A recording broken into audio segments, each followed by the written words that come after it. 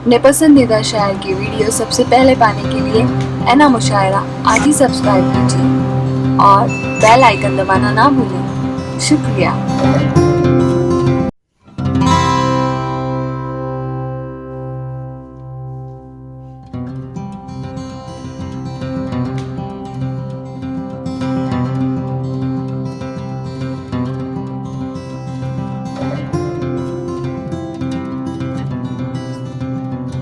निकट अमरोही साहिबा, आइए अब सीधे मैं गुजारिश करने जा रहा हूँ।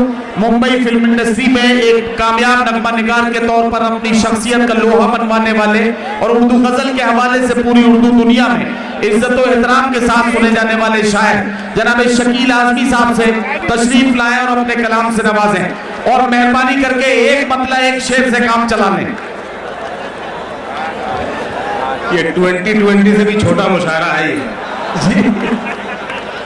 दो तीन शेर सुन लीजिए।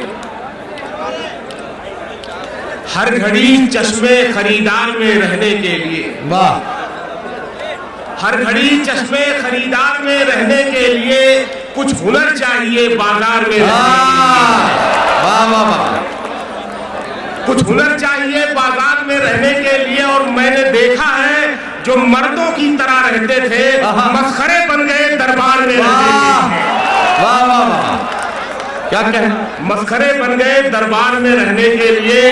अब तो बदनामी से शोहरत का वो रिश्ता है कि लोग नंगे हो जाते हैं अखबार में रहने के लिए। वाह वाह वाह, बहुत शुक्रिया शकील भाई। शकील आजमी साहब के बाद गुजारिश करने